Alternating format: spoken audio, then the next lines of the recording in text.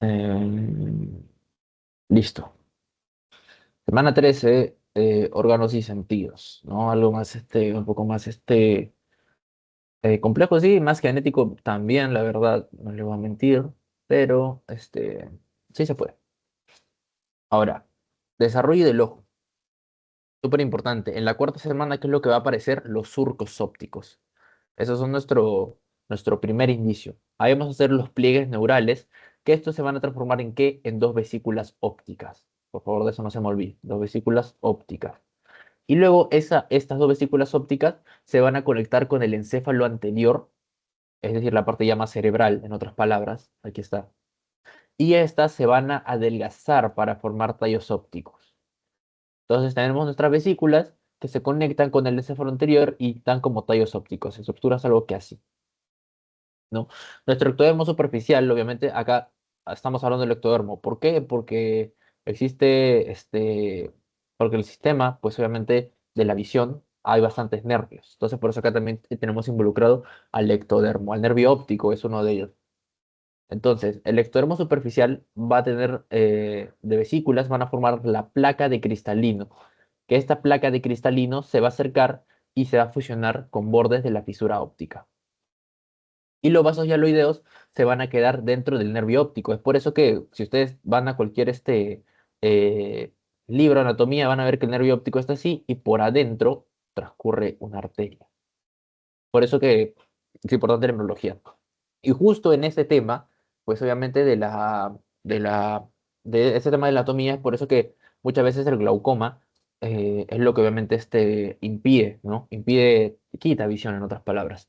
Entonces, se forma el nervio óptico, que ya lo teníamos por aquí, y entonces va a haber los vasos hialoideos, que eran los de acá, justo los de acá, pero estos todavía no son nuestra arteria importante, estos solo son vasos hialoideos. En un futuro, esto se va a transformar en arteria central de la retina. Eso no se me olviden. Que cruza todo dicho vaso y finalmente desaparece porque no debe haber nada en el humor vítreo. Justo en el humor vítreo desaparece. Y obviamente si es que si es que persiste esto, pues obviamente debe ser tratada. Entonces, ¿dónde no debe haber nada, ni una arteria? En el humor vítreo. Les pueden preguntar esto, por favor, se me acuerdan de esto. Luego las arterias hialoideas van a irrigar a la capa interna de la cúpula óptica, súper importante de irrigación, esto ya lo debería tener más que claro por anatomía, y mientras que el ectodermo se va a unir con el tejido nervioso y va a dar formación a la placa de cristalino. El diencéfalo, el sistema nervioso y la cúpula de vesícula óptica que se formó se va a cubrir con ectodermo. Del embrión, es decir, la piel, y va a haber un unión donde se va a formar el cristalino, la placa del cristalino. De acá, más que el desarrollo, se pueden ir por el punto de vista genético y se pueden preguntar el gen regulador. Es el PAX6. Lo vuelvo a subrayar para que lo tomen y lo apunten y lo escriban. PAX6 es el gen regulador del ojo, que al inicio se separa obviamente por el gen SHH y el FGF va a ser el encargado pues de la diferenciación de la retina neural. Estos son más que primarios, más secundarios. Del de acá de sí es importante, el PAC6. Ustedes se van a dar cuenta que obviamente no se van a poder aprender todos los genes, ¿no? Porque son bastantes, ¿no? Más allá del punto de vista embrionario, hay algunos que también son del punto de vista oncológico, etcétera, ¿no? Por eso traten de cada día ir revisando genes, genes, genes, porque son importantes y en patología vienen bastantes genes, ¿no? Ahora, la formación del cristalino. En el gráfico se va a ver posiblemente el diencéfalo y va a haber una invaginación. Esta va a tratar de unirse con el epitelio superficial y el ectodermo superficial. De ¿qué es lo que se va a formar? Una cúpula y dicho ectodermo superficial se va a empezar a introducir. Acá lo tenemos, ¿no? Bastante claro, creo que se ve, ¿no? Donde el ectodermo superficial hace como una invaginación, se trata de unir acá, ¿no? Se trata de unir y pues al principio lo que teníamos era nuestra cúpula, ¿no? Esta básicamente, esto es una cúpula y se está tratando de unir nuestro ectodermo, todavía no se ha unido, pero está tratando, ¿no? Entonces hace su invaginación, se trata de unir y al final el tejido neural que es el neuroectodermo se empieza a formar una copa, justo la de aquí, esta copa, la de acá. ¿No? Se empieza a formar una copa y se va a adelgazar la unión que tenía con el diencéfalo, que básicamente es lo de acá, esta parte de aquí, justo esta en otras palabras. Y esta parte, ¿qué es lo que va a hacer? Pues como se está adelgazando, y pues acá esto por principios anatómicos, ¿no? Sin irnos tanto al punto de vista neurológico, ya empezamos a sospechar que qué es lo que va a hacer lo de acá, el nervio óptico, ¿no? Si se dan cuenta, pues acá vendría a estar como que el ojo y por atrás como un tallo. Ya, pues eso vendría a ser el nervio óptico, ¿no? Empieza a adelgazar y finalmente en un futuro va a ser el nervio óptico. Y la parte al ectodermo superficial, va a reingresar, ¿no? Esa parte, bueno, perdón, va a reingresar y va a formar una placoda. Dicha placoda va a ser de cristalino y obviamente pues luego se va a perder la comunicación de esto que no están comunicados, ¿no? Y solo va a quedar la placoda y dentro de la cúpula óptica, ¿no? Se va a regenerar el epitelio de superficie, ya que ya hizo su invaginación y entró, pues se regenera y pues obviamente va a quedar el cristalino solo dentro de la copa, ¿no? Acá lo tenemos. Estos, bueno, esto no tiene mucha ciencia, ¿no? Tampoco es que se aprendan todo, ¿no? Sino es que relacionen. Eso es mejor. Porque si se aprenden todo, se pueden llegar a confundir en una parte. Lo mejor es que relacionen, ¿no? Esta parte de acá donde el neuroectodermo, pues obviamente iba a adelgazar su parte que tenía con el diencéfalo, que es la de aquí.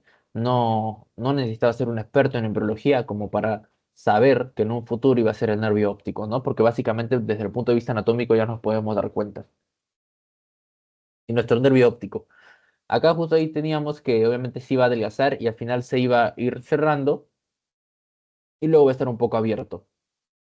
Aquí están los vasos. Les había mencionado un vaso que era importante, pues obviamente estos transcurrían por dentro, ¿no? Estos van a irrigar tanto la cámara posterior hasta la anterior y finalmente se van a convertir en la arteria central de la retina. Eso ya lo vimos en la primera diapositiva. Y bueno, pues la retina obviamente va a liberar axones y dichos axones se iban a juntar y formar el nervio óptico. Nuestra retina, este es obviamente nuestro órgano central de toda la visión, y la neurona se van a encontrar agrupadas en diferentes capas para que se permita la luz y llegue hasta la región, y obviamente dicha luz se convierte en energía eléctrica, y esa energía eléctrica pues obviamente eh, sea mandada al encéfalo, ¿no? Básicamente no es un proceso bastante claro, ¿no? Fisiológicamente. Esta retina, que es lo que va a ser súper importante, capta toda la intensidad luminosa. Acá justo lo teníamos. Capta la intensidad luminosa, llega a la región y justo de la región se iba al encéfalo. ¿Y en cómo se iba? En forma de electricidad, ¿no? En forma de electricidad. Entonces, esta es la que capta toda la intensidad luminosa y esta se desarrolla a partir de la cápsula óptica, excrescencia del cerebro. La capa más externa y la más delgada de dicha cápsula va pues, obviamente a derivar por el epitelio pigmentario retiniano, mientras que la más interna va a ser la retina neural, ¿no? El espacio interretiniano va a representar tanto su cavidad de vesícula óptica original, que va a estar separada por dos capas, ¿no? Y luego dicha capa va a desaparecer. De acá, ¿qué quiero que se aprendan? Esta parte, súper importante. ¿Para qué sirve? Me gusta que se aprendan el desarrollo, ¿no? Que básicamente es el tema del curso. Pero ¿de qué me sirve que se aprendan el desarrollo si no saben para qué sirve, ¿no? Si no saben que es la que capta toda la luz y pues obviamente la transmite en impulsos eléctricos.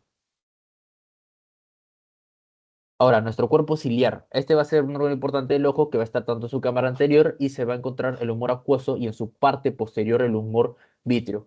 Al inicio habíamos visto en diapositivas pasadas, pues obviamente que la piel iba a estar unida, ¿no? Y luego se hizo la evaginación. ¿Se acuerdan de esa parte? Que se había hecho algo tal que así. Y finalmente, pues obviamente eso se cortaba y esta evaginación ya estaba dentro, ¿no? Y justo en esa parte, ¿qué es lo que se formó? Se formó el cristalino.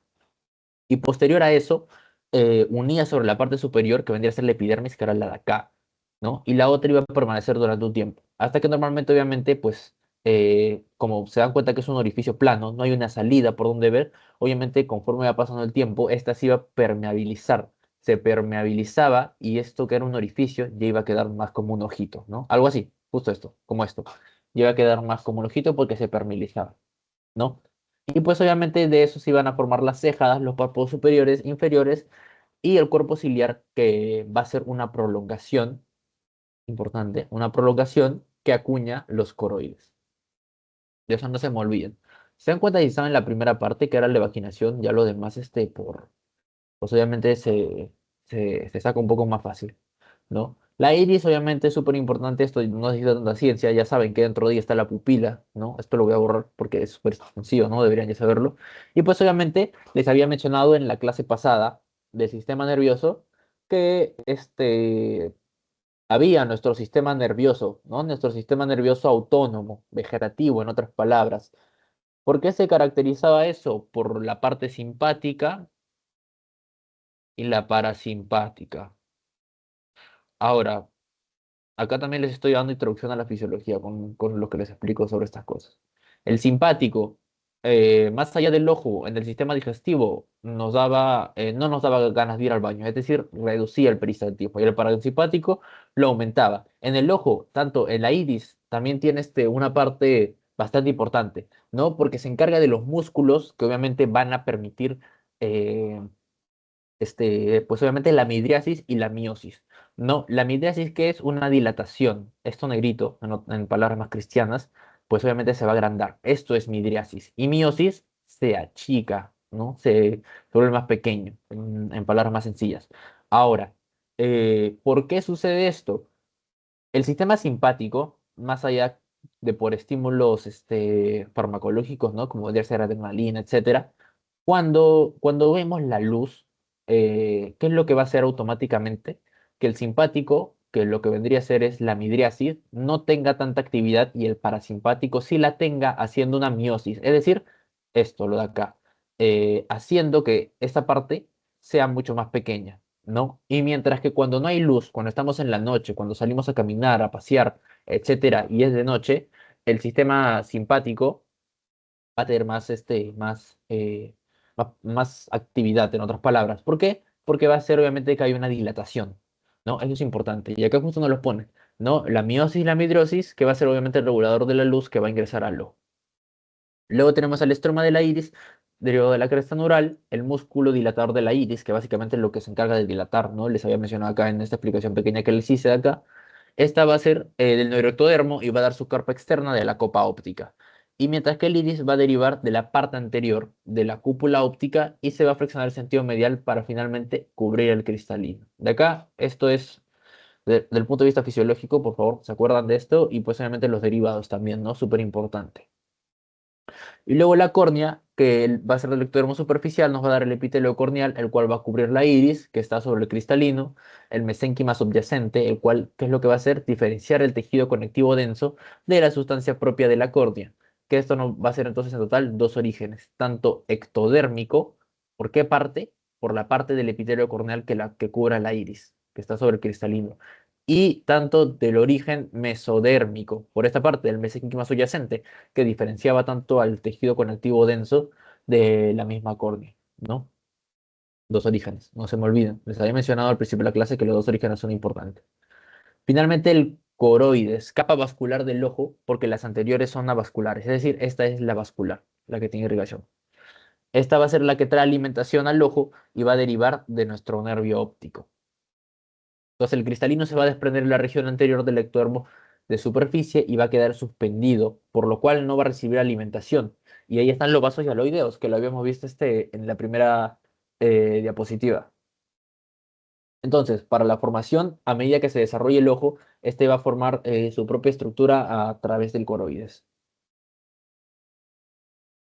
Y habíamos también quedado, bastante importante, justo acá, aquí tenemos al coroides. Justo habíamos tenido que acá teníamos nuestra retina, que iba a ser los vasos hialuideos, ¿no? Que esos vasos hialuideos obviamente se iban a cortar e iban a dar nuestra arteria central de retina.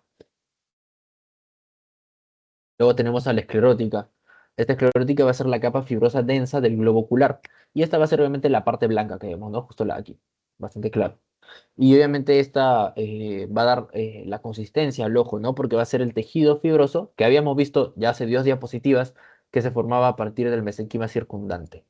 Y esta pues obviamente no solo envuelve al ojo, sino a las estructuras como el nervio óptico, ¿no? Que va a ser la suma de todas las partes nerviosas de la retina. ¿no? Que lo envuelve y le va a dar la consistencia necesaria al nervio óptico porque este es la que va a formar una vaina, que dicha vaina pues obviamente le va a dar resistencia, ¿no? Para que haya una adecuada función visual. Y la inserción del nervio óptico con el globo ocular, la esclera va a continuar con la dura madre cerebral y va a formar una vaina fibrosa. Esta vaina fibrosa es súper importante, ¿por qué? Porque va a estar alrededor del nervio óptico, ya lo hemos visto acá, que le daba la estructura precisa y concisa. Ahora, el sentido auditivo. Eh, ahora, bueno, un segundo porque no sé por qué se me cerró el Teams. Ahí está. Listo, continuamos. Ahora, y listo. El sentido del oído, obviamente, la parte externa, esto, si se dan cuenta, si han aprendido, ¿no? Si han estudiado la parte de los arcofaringios, ¿no? Las bolsas, ¿no? Toda esa parte, la parte del sistema auditivo lo hemos visto ya en clases pasadas,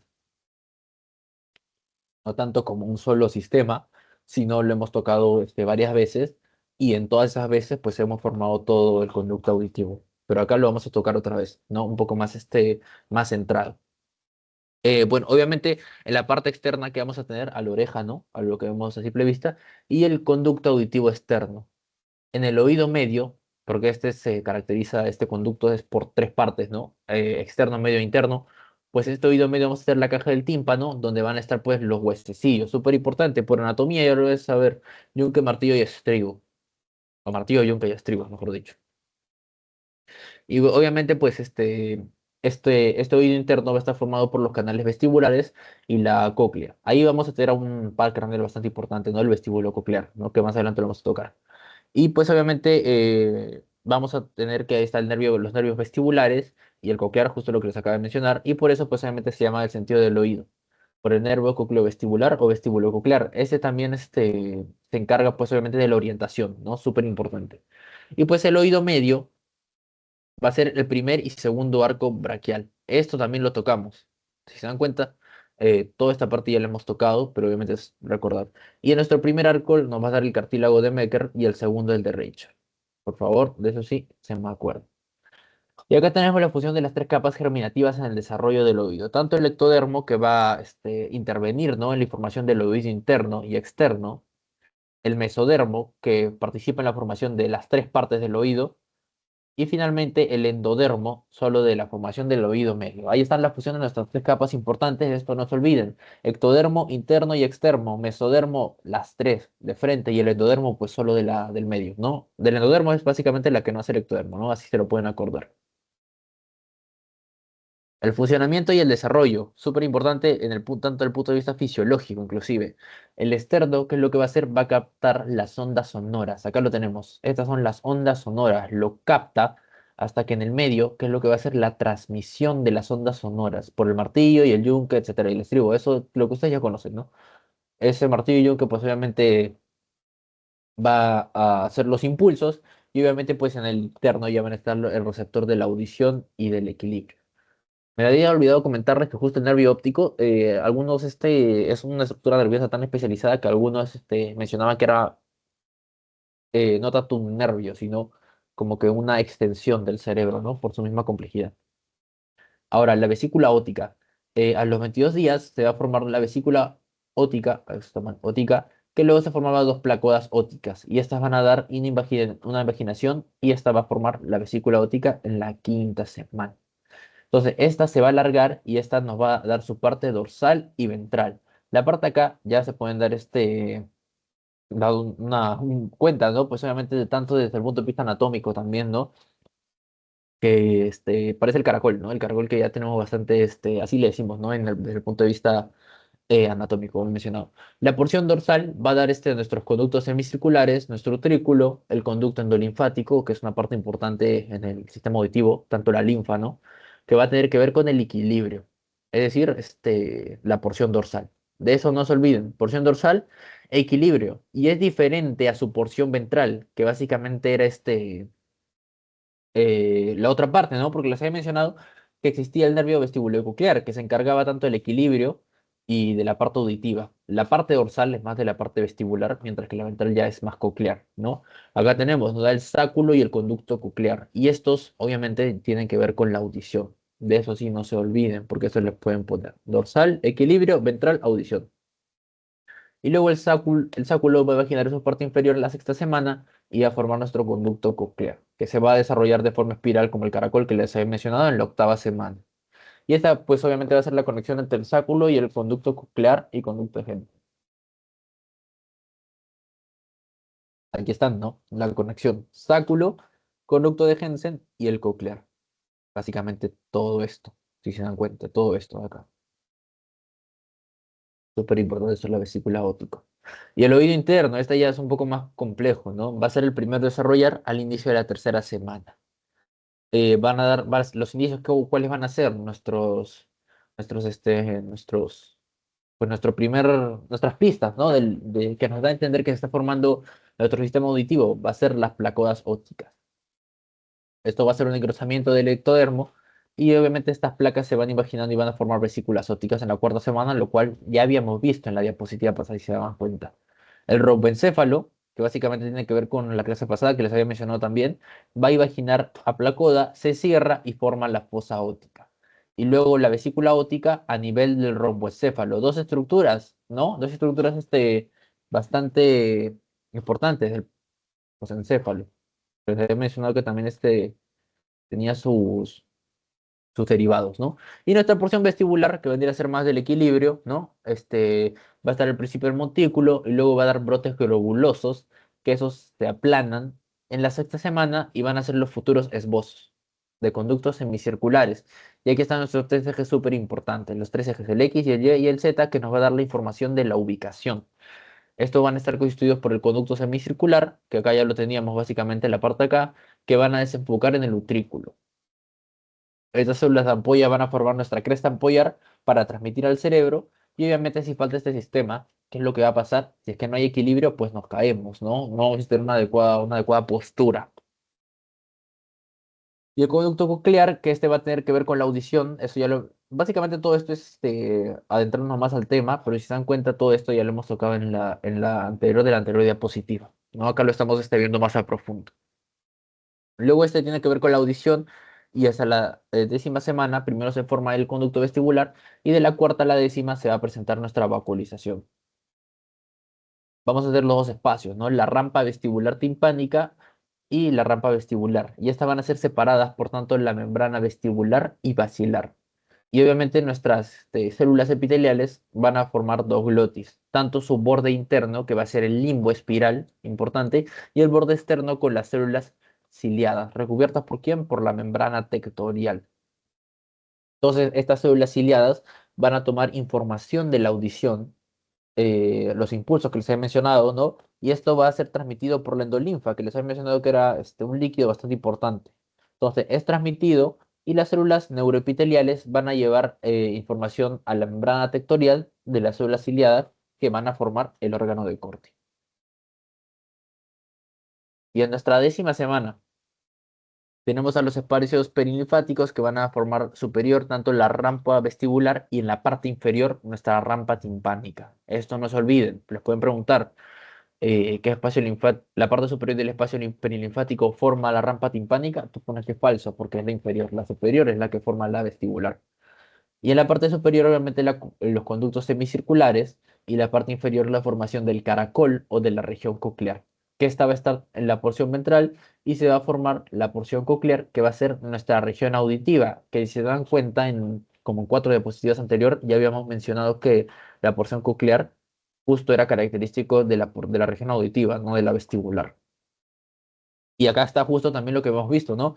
Que esta iba a ser la unión de Jensen y el caracol, que se iba a formar con 2 vueltas y media. También hemos visto cuál era la unión, ¿no? Del Jensen y el caracol. Y la porción coclear, que va a ser la evaginación del extremo inferior del saco. Y desde ahí tenemos nuestra membrana vestibular o de Reisner, ¿no? Que esta es la que va a separar la cavidad del conducto coclear de la rampa vestibular. Y nuestra membrana basilar, que iba a ser la que separa el conducto coclear de la rampa media.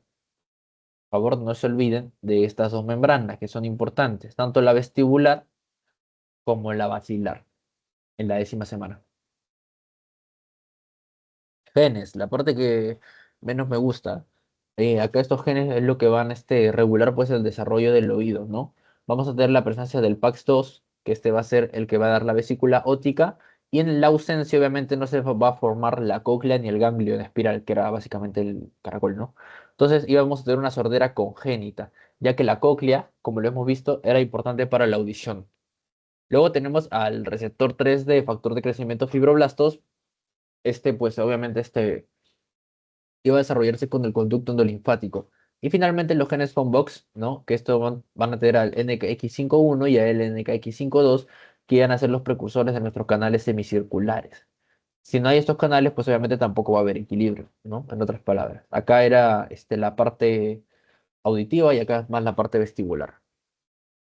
Entonces, en resumen, el PAX2 es la porción auditiva, de eso no se olviden, y el NKX es nuestra porción vestibular. Son dos genes diferentes. Te puede preguntar qué gen se encarga de la porción auditiva y tú pones NKX5. No, está mal.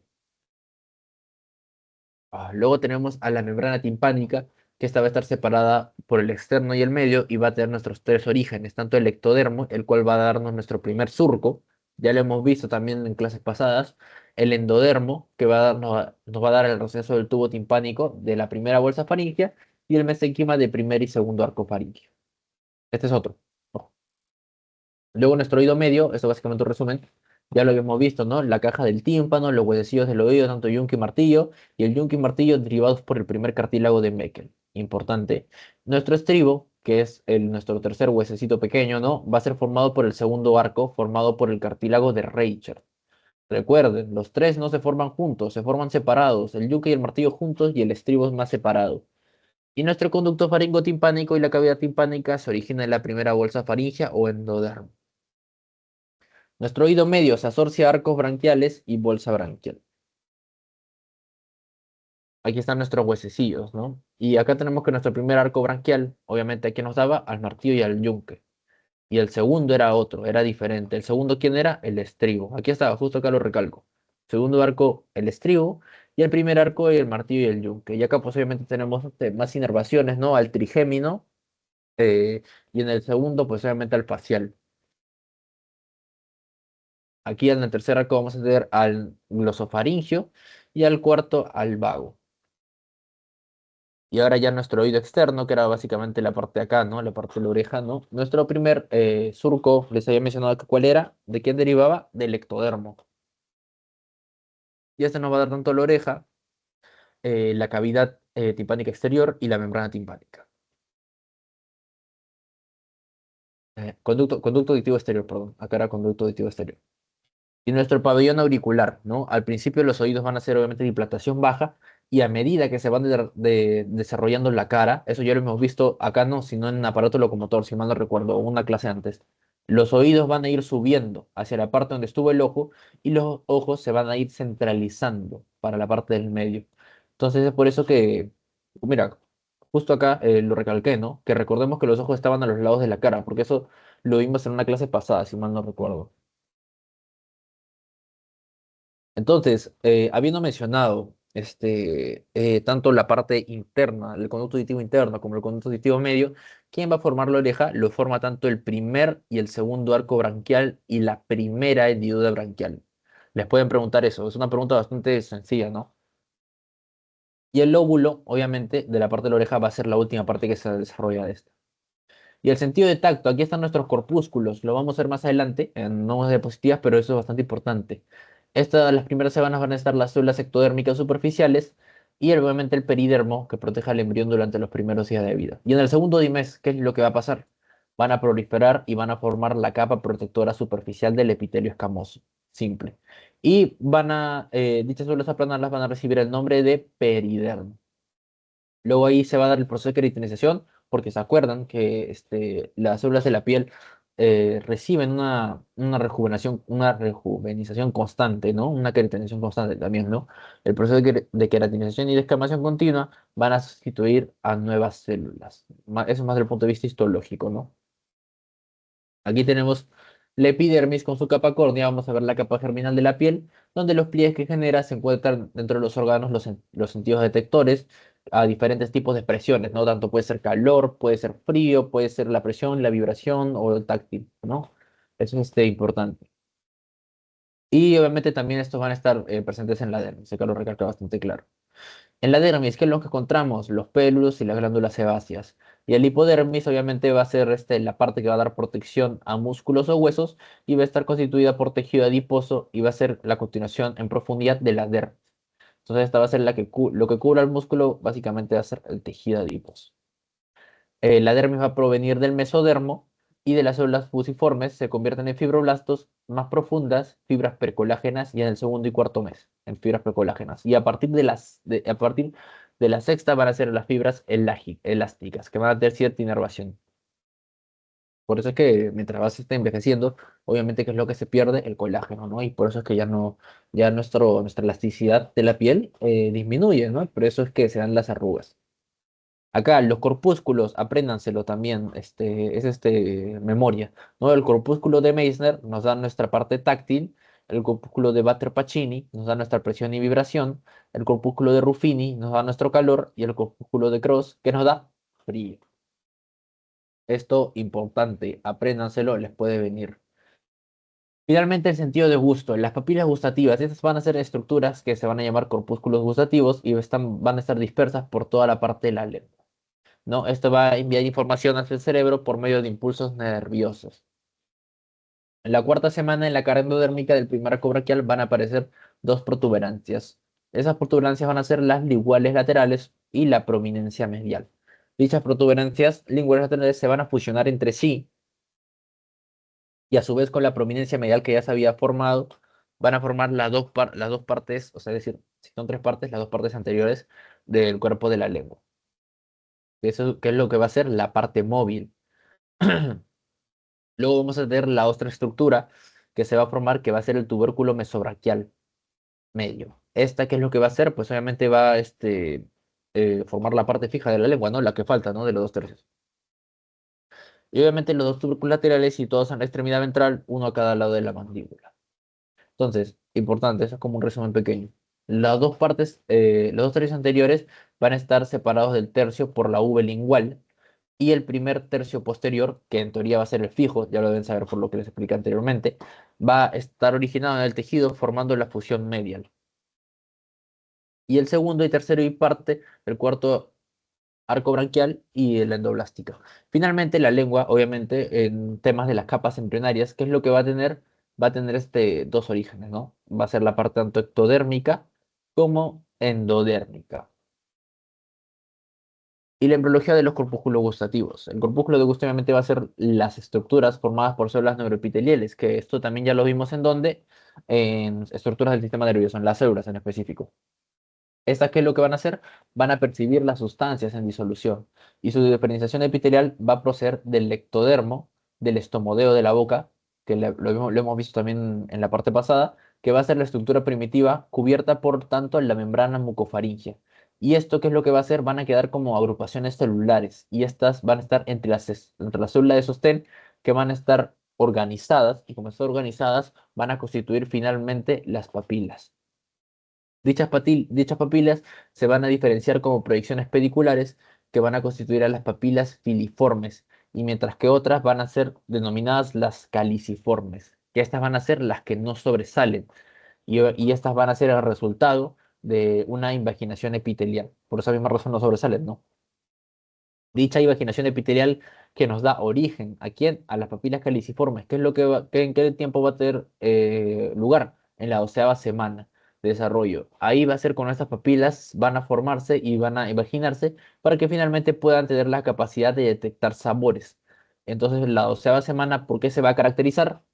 Por la invaginación circular compacta. Y es gracias a ello que obviamente podemos detectar los sabores, ¿no? Y pues obviamente la disposición de estas papilas gustativas, ya sean filiformes u otras, pues obviamente van a diferenciar las mezclas de sabores. Todo depende, obviamente, del estímulo que le demos, ¿no? De la información que se recibe. Y finalmente, pues obviamente esa era la última diapositiva. Como se han podido dar cuenta, estoy un poco resfriado. Voy a cortar la grabación y les paso